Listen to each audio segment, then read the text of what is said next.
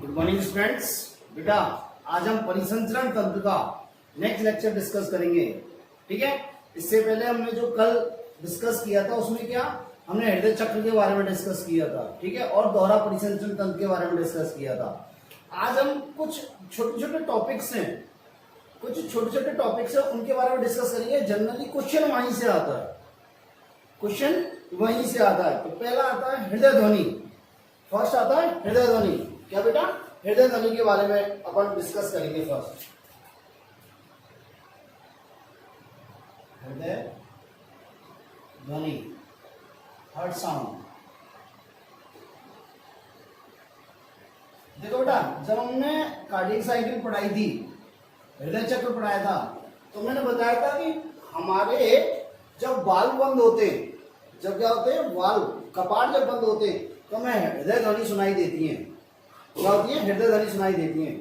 और जनरली दो हृदय ध्वनि होती है। ठीक है, प्रथम हृदय ध्वनि और द्वितीय हृदय ध्वनि। प्रथम ध्वनि और द्वितीय ध्वनि। प्रथम ध्वनि को क्या बोलते हैं? लाभ। और द्वितीय ध्वनि को क्या बोलते हैं? दाब। क्या बोलते हैं बेटा? दाब। अब देखो, ये कब उत्पन्न होती है और ये कब उत्पन्न होती है? क्या होता है? निलय संकुचन के दौरान, निलय संकुचन या प्रकुंचन, मतलब वेंट्रिकल सिस्टोल। क्या बेटा? वेंट्रिकल सिस्टोल के दौरान क्या होता है? ट्राइकास्पिड और बाइकास्पिड वाल्व झटके से बंद होते हैं। त्रिवलन कपाट और द्विवलन कपाट क्या होता है? झटके से बंद होते हैं। क्या होता है? त्रिवलन एवं द्विवलन कपाट झटके से बंद होते हैं।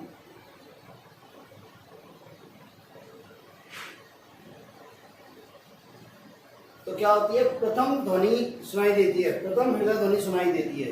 बात समझ में आई? इनको द्विवलन और त्रिवलन कपाट को हम क्या बोलते हैं? ए बी कपाट भी बोलते हैं, ए बी वाल्व भी बोलते हैं। क्या बोलते हैं? A B valve. क्यों? तो ये आलिंद निलय पट्ट पर पाए जाते हैं। किस पर पाए जाते हैं बेटा? आलिंद निलय पट्ट पर। ठीक है, द्वितीय हृदय ध्वनि को क्या बोलते हैं? दब। क्या बोलते हैं बेटा? दब। और ये कब? निलय अनुसंधान के दौरान। क्या होता है बेटा? निलय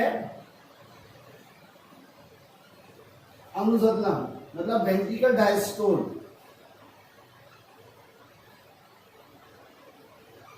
क्या बेटा? वेंट्रिकल डायस्टोल के दौरान क्या होता है कि अपन के फुफ्फुसीय कपाट और एरोटिक कपाट, फुफ्फुसीय कपाट और एरोटिक कपाट बंद होते हैं झटके से। कौन कौन से कपाट? फुफ्फुसीय एवं एरोटिक कपाट क्या होते हैं बेटा? ये झटके से बंद होते हैं।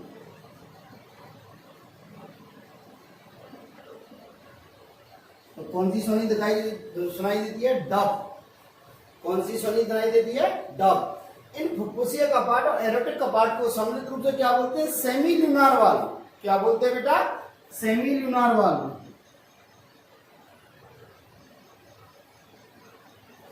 क्या बोलते हैं बेटा? Semi lunar valve. मेरी बात समझ में आई? देखो, कई बार क्वेश्चन कैसे आ जाता है?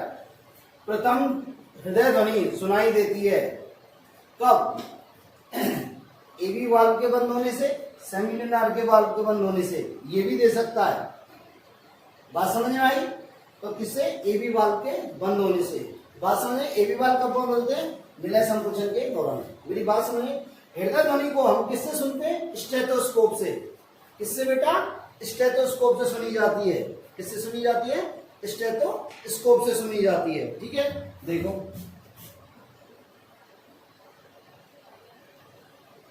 स्टेथोस्कोप होता है ना, डॉक्टर कान पे लगाता है 2 बड से, और फिर वो एक बल्ब से अपने चेस्ट पे लगाता है, बोलता है सांस लो, उसे बोलते हैं स्टेथोस्कोप।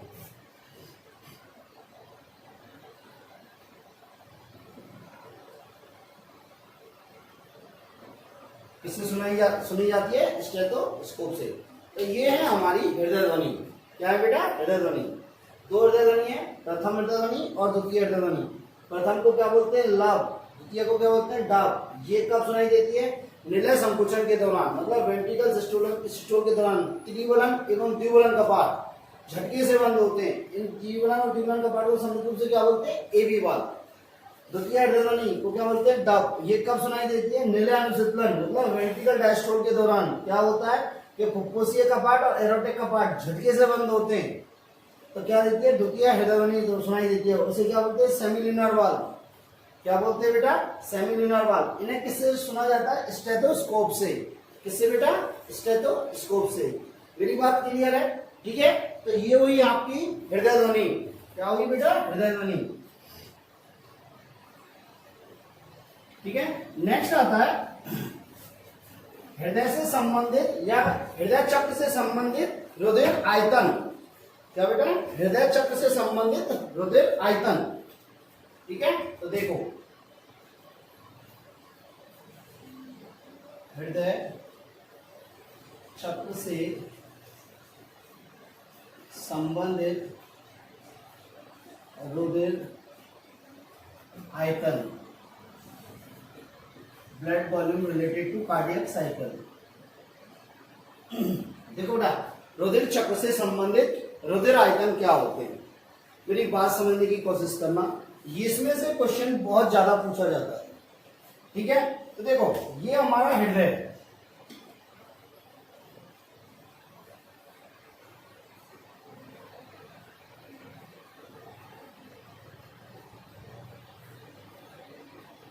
ये आलिंद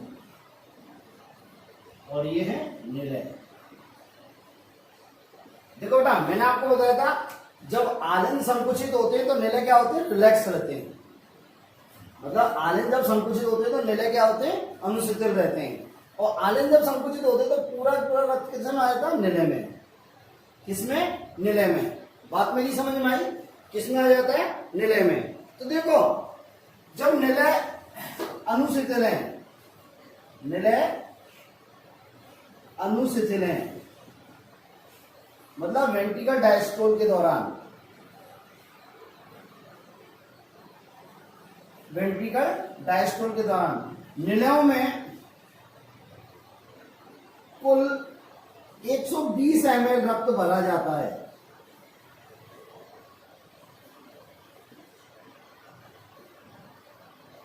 क्या बेटा? निलय अनुशीतलन के दौरान निलय में कुल कितना? 120 ml रक्त भरा जा सकता है या भरा जाता है। और इस वॉल्यूम को क्या बोलते हैं हम बेटा? And diastolic volume. इस वॉल्यूम को क्या बोलते हैं? And diastole. इस आयतन, इस रुधिर के आयतन को क्या बोलते हैं हम? And diastolic volume.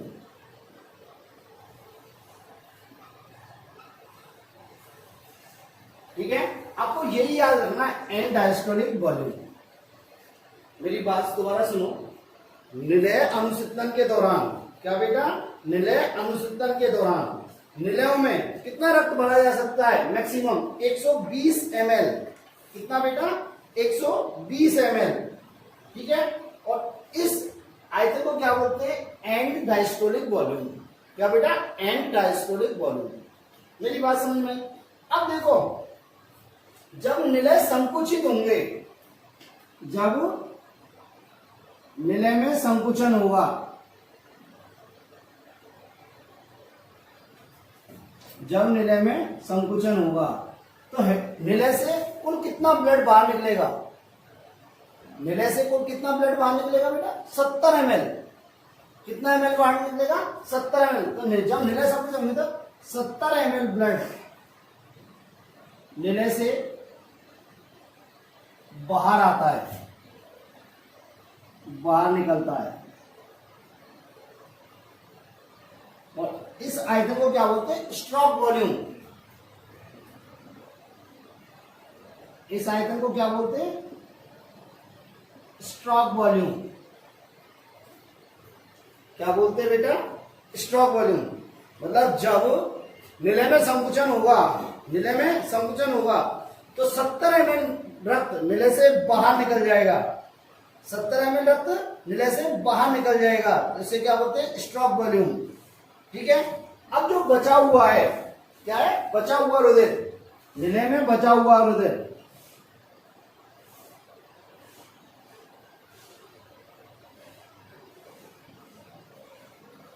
कितना था, 120 ml था पहले, कितना ml निकल गया, 70 ml, और कितना बच गया, 50 ml, कितना बच गया, 50 ml। इस 50 ml रुधिर को क्या बोलते हैं, and systolic volume.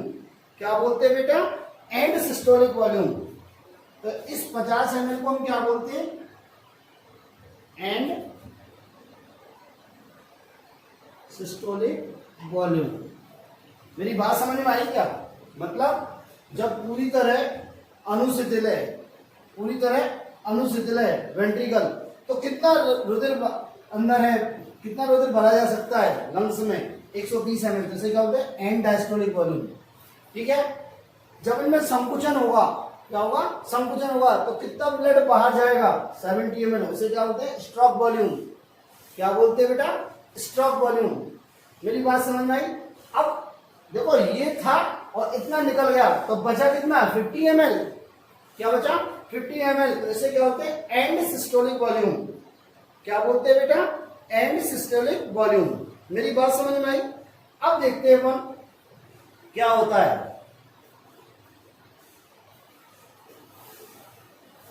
And systolic volume के बाद देखते हैं क्या होता है। देखो नेक्स्ट आता है कार्डियक आउटपुट। नेक्स्ट आता है बेटा कार्डियक आउटपुट। देखो कार्डियक आउटपुट क्या होता है, यहां देखो इनिशियल रिलेटेड है कार्डियक आउटपुट। क्या बेटा, इनिशियल रिलेटेड है कार्डियक आउटपुट।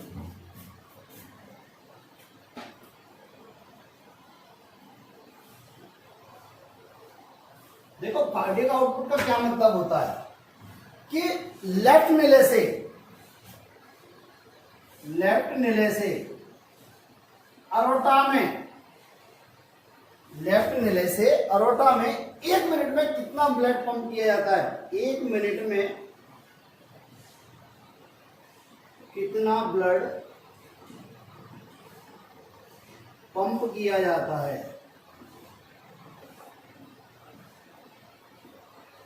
या भेजा जाता है।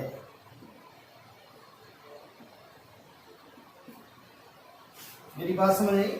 लेफ्ट नीले से एरोटा में, क्या बेटा ऐसे लिख दो, लेफ्ट नीले से अरोटा में 1 मिनट में कितना ब्लड पंप किया जाता है या कितना ब्लड भेजा जाता है, उस आयतन को क्या बोलते हैं, उस रक्त के आयतन को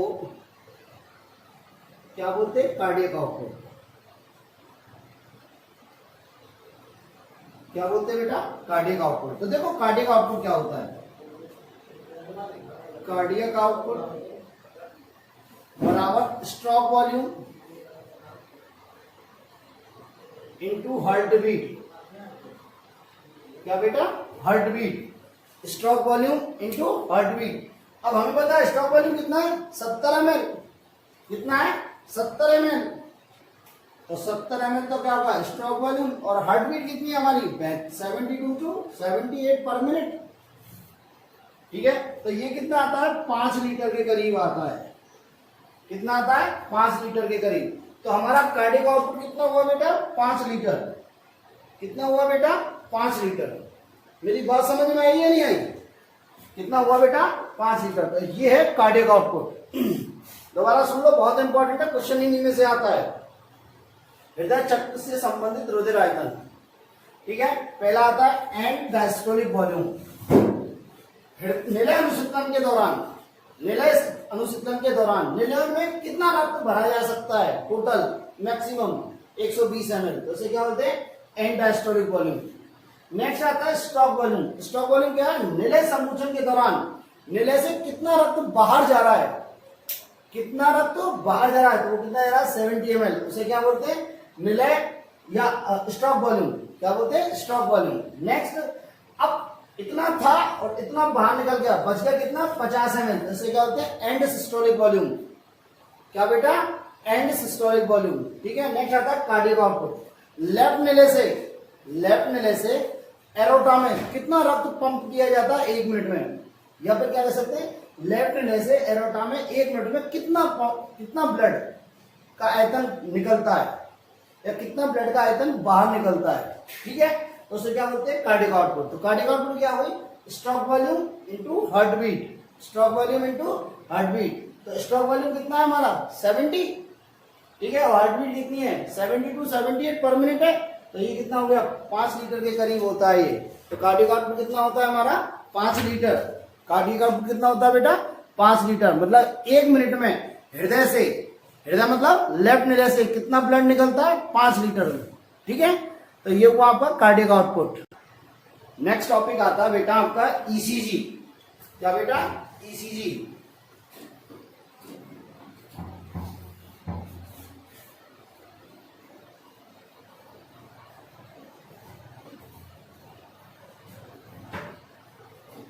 क्या आता है नेक्स्ट बेटा, ईसीजी। ईसीजी के बारे में जनरली क्वेश्चन पूछ लेता है।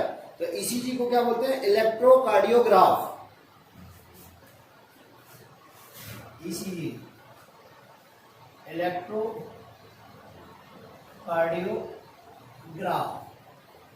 ठीक है, देखो बेटा होता क्या है, हमारे हृदय में जो क्रमिक परिवर्तन है, हमारे हृदय में जो क्रमिक परिवर्तन हो रहे हैं, उन क्रमिक परिवर्तनों को किसमें कन्वर्ट किया जाता है, इलेक्ट्रिक इंपल्स में। किसमें, इलेक्ट्रिक इंपल्स में। और फिर उन इलेक्ट्रिक इंपल्स को इस ईसीजी मशीन के द्वारा, इलेक्ट्रोकार्डियोग्राफ के द्वारा, किसमें, एक चार्ट पेपर पे छापा जाता है। एक चार्ट पेपर पे छापा जाता है, उसे क्या बोलते हैं, इलेक्ट्रोकार्डियोग्राम।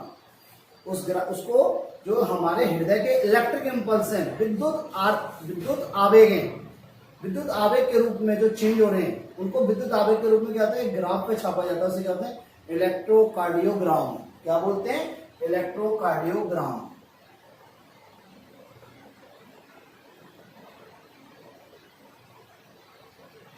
ठीक है, देखो ये कैसा होता है, इस प्रकार का होता है। देखो बेटे,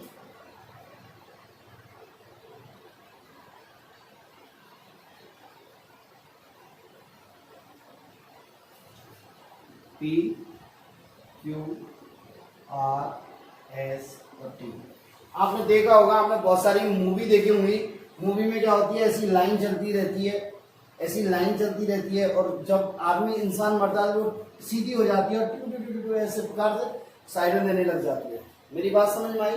तो दोबारा सुनो, ईसीजी इलेक्ट्रोकार्डियोग्राफ। क्या बेटा, इलेक्ट्रोकार्डियोग्राफ। इसमें क्या होता है, इलेक्ट्रोकार्डियोग्राफ में जो हमारे हृदय के अंदर चेंजेस हो रहे हैं, कार्डियक साइकिल के दौरान जो चेंजेस हो रहे हैं या हार्ट बीट के दौरान जो चेंजेस आते हैं, उन चेंजों को किसमें, विद्युत इंपल्स में, क्या बेटा, विद्युत इंपल्स या विद्युत संकेतों में प्राप्त किया जाता है बाहर, जिससे हृदय के बारे में, जो हृदय में जो रोग है, हृदय की जो कार्य प्रणाली है, उसको अच्छे से समझा जा सकता है। तो उसे जो किस मशीन के द्वारा उन्हें प्राप्त किया जाता है, इलेक्ट्रोकार्डियोग्राफ के द्वारा। ठीक है, और उन विद्युत आवेगों को या विद्युत इंपल्सों को क्या होता है, एक ग्राफ पेपर पे छापा जाता है, और उस ग्राफ पेपर को क्या बोलते हैं, इलेक्ट्रोकार्डियोग्राम। बात समझ में, इस प्रकार होता है। तो देखो ये जो पी वेव है, पी तरंग है,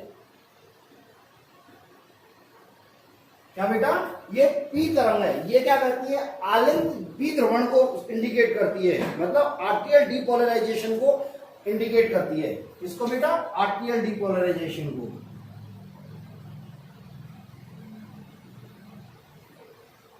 इसको बेटा आर्टियल डीपोलराइजेशन को इंडिकेट करती है। मेरी बात समझ में आई? आर्टियल डीपोलराइजेशन क्या, आलिंदों का बी ध्रुवण। क्या बेटा, आलिंदों का बी ध्रुवण। और ये किसको शो करती है, कि आलिंद संकुचन को। किसको शो करती है ये, आलिंद संकुचन को। इसको बेटा आलिंद संकुचन को शो करती है। QRS ये कॉम्प्लेक्स, QR ये कॉम्प्लेक्स होता है, ये किसको शो करता है, वेंट्रिकल डीपोलराइजेशन को। क्या बेटा, वेंट्रिकल डीपोलराइजेशन को।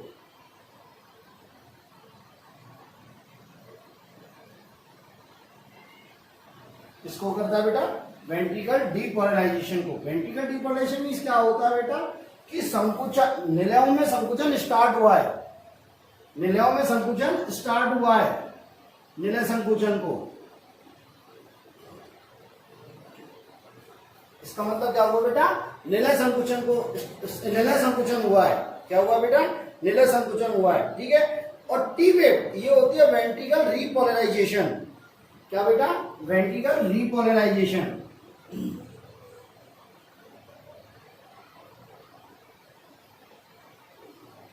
क्या बेटा, वेंट्रिकल रीपोलराइजेशन। ये क्या करता है, इस निलय संकुचन की समाप्ति को शो करता है। किसको बेटा, निलय संकुचन या प्रकुंचन की समाप्ति को शो करता है, प्रदर्शित करता है।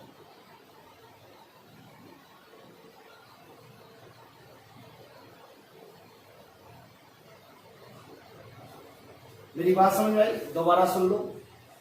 ये इलेक्ट्रोकार्डियोग्राम है, जिसमें इसको किस प्रकार, इसको पी वेव कहते हैं, इस वाली वेव को क्यूआरएस कॉम्प्लेक्स कहते हैं और टी वेव कहते हैं। ये पी वेव किसको शो करती है, आर्टियल डीपोलराइजेशन को। इसको आर्टियल डीपोलराइजेशन को, आर्टियल डीपोलराइजेशन ये आलिंद संकुचन होता है। आर्टियल डीपोलराइजेशन क्या होता है, आलिंदों में संकुचन होता है। बात समझ में आई। क्यू आर और एस ये कॉम्प्लेक्स किसको शो करता है, वेंट्रिकल डीपोलराइजेशन को। इसको वेंट्रिकल डीपोलराइजेशन को। ये क्या करता है, निलय में संकुचन के स्टार्ट को शो करता है कि हाँ निलय में संकुचन स्टार्ट हो गया है, निलय में संकुचन स्टार्ट हो गया है। बात मेरी समझ में आई। नेक्स्ट टी वेव, ये वाली वेव ये क्या करती है, वेंट्रिकल रीपोलराइजेशन को शो करती है, वेंट्रिकल रीपोलराइजेशन को शो करती है। इसमें क्या होता है, ये रीपोलराइजेशन में क्या होगा, निलय में संकुचन समाप्ति की ओर, मतलब समाप्त हो गया है, होने वाला है या हो गया है। बात मेरी समझाई। इस इलेक्ट्रोकार्डियोग्राम के द्वारा जो कार्डियोलॉजिस्ट होते हैं, क्या बेटा, कार्डियोलॉजिस्ट होते हैं, वो हृदय में जितनी भी असामान्यताएं उनको पढ़ते हैं या इससे उनकी जांच करते हैं, उनका पता लगाते हैं, इससे उनका पता लगाते हैं। तो मेरी बात समझ में आई। तो ये है सर्कुलेटरी सिस्टम आपका यहाँ पे कंप्लीट होता है, मतलब हृदय आपका कंप्लीट होता है। बात समझ में आई। एक चीज और आती है, बीपी, ब्लड प्रेशर। क्या आता है, ब्लड प्रेशर। बोर्ड में बता देता हूं थोड़ा सा ब्लड प्रेशर क्या होता है, ठीक है बेटा। देखते हैं बीपी, ब्लड प्रेशर, ठीक है। रक्तदाब, उसके बारे में भी क्वेश्चन पूछा जाता है।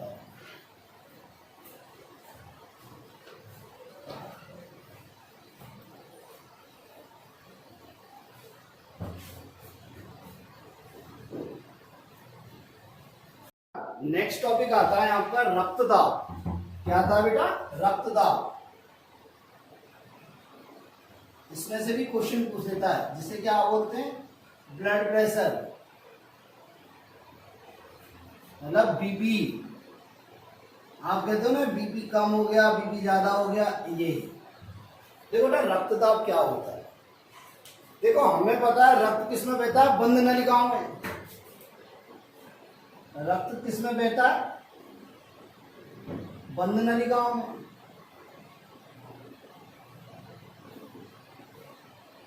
अब जब रक्त बंद नलिकाओं में बहता है, देखो ये रक्त बंद नलिकाओं में बह रहा है, तो बहते समय ये रक्त इन नलिकाओं की दीवार पर कुछ दबाव डालता होगा, कुछ क्या डालता होगा, प्रेशर डालता होगा, डालता होगा ना।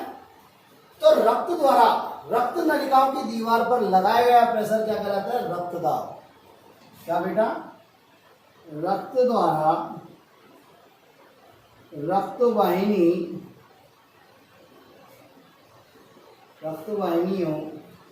की दीवारों पर रक्त द्वारा रक्तवाहिनियों की दीवारों पर लगाया गया दाब, लगाया गया दाब क्या कहलाता है बेटा, रक्तदाब। क्या कहलाता है, रक्तदाब या ब्लड प्रेशर। क्या कहलाता है बेटा, ब्लड प्रेशर। मेरी बात समझ में आई, ठीक है। देखो इस ब्लड प्रेशर को किससे नापते हैं, इस ब्लड प्रेशर को स्पिग्मोमेनोमीटर से नापते हैं। किससे नापते हैं बेटा, स्पिग्मोमेनोमीटर से, ठीक है बेटा। देखो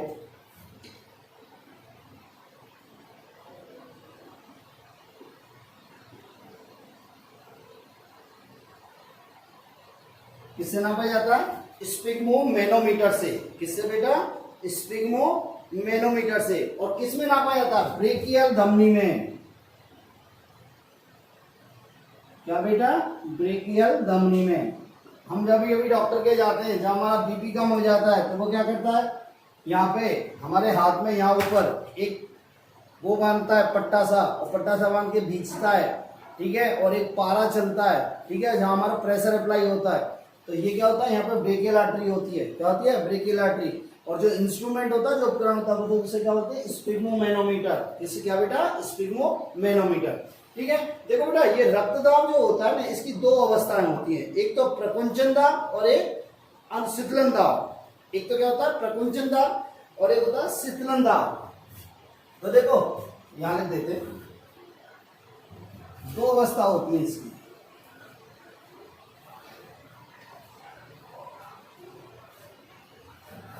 रक्तदाब की दो अवस्था होती है। एक तो होता है संकुचन दाब, इसको बोलते हैं सिस्टोलिक प्रेशर, ठीक है, और एक होता है शीतलन दाब।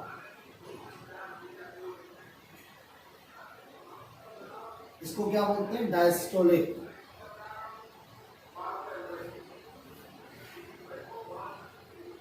ठीक है बेटा।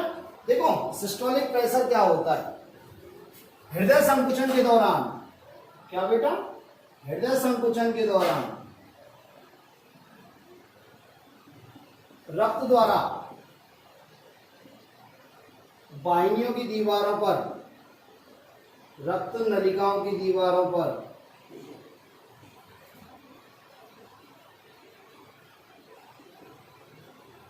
लगाया गया था।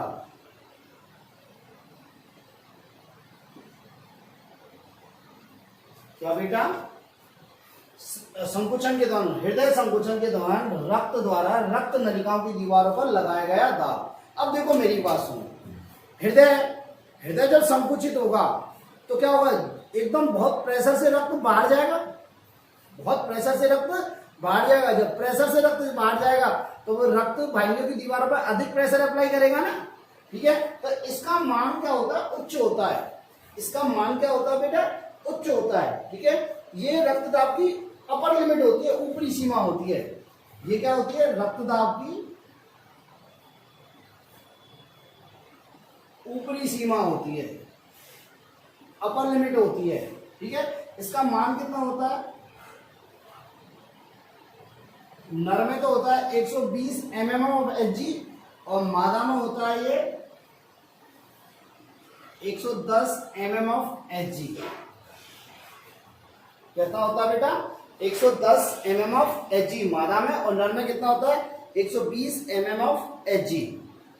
बात मेरी समझ में आई? अब देखो शीतलन दाब क्या होता है। देखो जब हृदय अनुशीतल हो रहा है, जब क्या हो रहा है? हृदय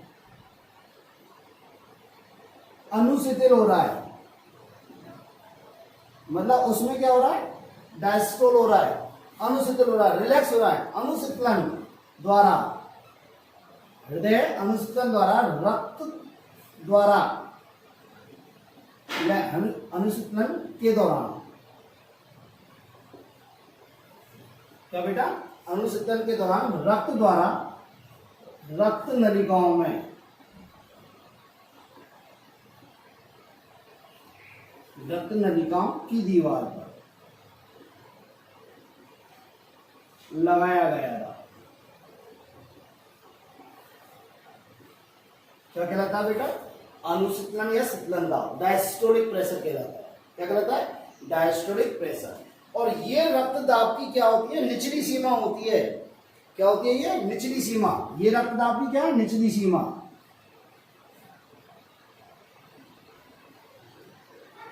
निचली सीमा है, ठीक है। और इसका मान क्या होता है? नर में तो होता है 80 mm ऑफ Hg, और मादा में क्या होता है?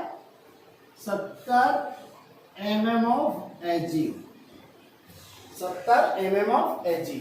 तो हम बीपी को कैसे लिख सकते हैं बेटा? बीपी को लिख सकते हैं इस प्रकार, systolic pressure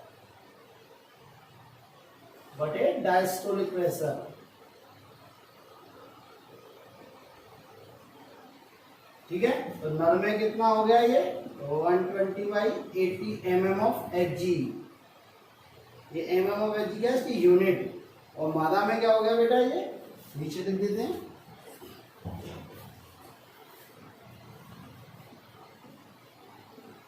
110/70 mm of Hg। बात मेरी समझ में आई बेटा, ठीक है। ये है आपका रक्तदाब। अब देखो कभी कभी क्या होता है, हमें टेंशन हो जाती है बहुत ज्यादा। अब कभी कभी टेंशन हो जाती है, कभी हम भाग के आ रहे होते हैं, कोई बहुत ज्यादा काम करते हैं, तो हमारा रक्तदाब बढ़ जाता है, हमारा रक्तदाब बढ़ जाता है।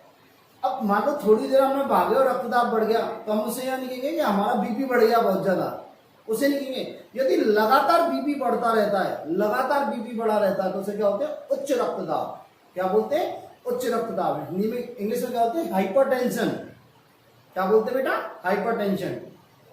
कई बार क्या होता है हमारा रक्तदाब कम हो जाता है, हमारा रक्तदाब कम हो जाता है। कैसे, जैसे मान लो हमें दस्त हो गए, हैजा हो गया, हम पानी नहीं पी रहे, हम पानी नहीं पी रहे, तो हमारे शरीर में क्या हुआ मतलब रक्त की कमी हो गई, तो रक्तदाब कम हो जाता है, रक्तदाब कम हो जाता है। अब लगातार ये स्थिति बनी रहे तो इसे क्या बोलेंगे हाइपोटेंशन। क्या बोलेंगे बेटा हाइपोटेंशन, निम्न रक्तदाब। हाइपर मीन्स अधिक और हाइपो मीन्स कम। बात मेरी समझ में आई, ठीक है। तो ये हुआ आपका, यहाँ पे क्या कंप्लीट होता है हृदय कंप्लीट होता है। क्या होता है बेटा हृदय कंप्लीट होता है। एक बार बीपी दोबारा सुन लो। रक्तदाब, रक्तदाब को बीपी कहते हैं। बंद रक्त किसमें रहता है बंद नलिकाओं में, और बंद नलिकाओं में जब बहता है तो ये रक्त क्या होता है नलिकाओं की दीवार पर क्या होता है दाब लगाता है, जिसे क्या बोलते हैं रक्तदाब, ठीक है। इसे किसके द्वारा नापा जाता है स्फिग्मोमेनोमीटर के द्वारा। किसके द्वारा स्फिग्मोमेनोमीटर के द्वारा। और किसमें नापा जाता है ब्रेकियल धमनी में, यहाँ ब्रेकियल धमनी होती है उसमें नापा जाता है। बात समझ में आई। इसकी दो प्रावस्थाएं होती हैं, एक तो होती है संकुचन दाब और एक होता है शीतलन दाब या अनुशीतलन दाब। सिस्टोलिक प्रेशर क्या होता है जब हृदय संकुचित होता है, जब हृदय संकुचित हो रहा है तो हृदय से रक्त क्या जा रहा है एकदम प्रेशर से बाहर जा रहा है, प्रेशर से क्या जा रहा है बाहर जा रहा है। जब प्रेशर से बाहर जाएगा तो ये रक्त जो बाहर निकलेगा तो दीवारों पर अधिक प्रेशर लगाएगा, ठीक है। तो इसका मान क्या होता है सबसे अधिक होता है इतना कितना होता है नर में होता है 120 mm ऑफ Hg और मादा में कितना होता है 110 mm ऑफ Hg, ठीक है। एक होता है शीतलन दाब, इसे होता है diastolic pressure. Diastolic pressure means अब रक्त क्या होता है रिलैक्स कंडीशन में, क्या है रिलैक्स कंडीशन में, ना संकुचन हो रहा कुछ नहीं हो रहा फैला हुआ है, तो रक्त क्या उसमें धीमे धीमे से आएगा नहीं आएगा, शरीर के विभिन्न भागों से धीरे धीरे आएगा, आएगा ना। जब आएगा तो जो रक्त वाहिनियों पर दाब लगाएगा उसे क्या बोलते हैं हम डायस्टोलिक प्रेशर। और इसका ये क्या होती है निचली सीमा होती है, बहुत कम दाब होता है। तो नर में कितना होता है 80 और मादा में कितना होता है 70 mm ऑफ Hg। इस प्रकार बीपी को कैसे लिख सकते हैं हम सिस्टोलिक बटे डायस्टोलिक, सिस्टोलिक बटे डायस्टोलिक। नर में कितना होगा 120/80 और मादा में कितना 110/70, ठीक है। यदि बीपी लगातार बढ़ा रहता है तो उसे क्या बोलते हैं रक्तदाब का बढ़ना मतलब हाइपरटेंशन। और यदि घट जाता है और लगातार घटा रहता है तो उसे क्या बोलेंगे हाइपोटेंशन, ठीक है। तो बेटा यहाँ पे आपका हृदय कंप्लीट होता है। नेक्स्ट लेक्चर में हम स्टार्ट क्या करेंगे रक्त के बारे में स्टार्ट करेंगे, किसमें रक्त। अब देखो रक्त आपका एनिमल टिश्यू में ज्यादा डिटेल में दे रखा है, पर अपन यहाँ ही ज्यादा क्लियर करेंगे, क्योंकि रक्त जब यहाँ पे क्लियर कर लेंगे तो हमारे रक्त का थक्का बनना, रक्त का group, blood group, RH factor, ये सारे हम डिस्कस कर पाएंगे, ठीक है। तो बेटा कल क्या डिस्कस करेंगे रक्त। ओके, थैंक यू बेटा।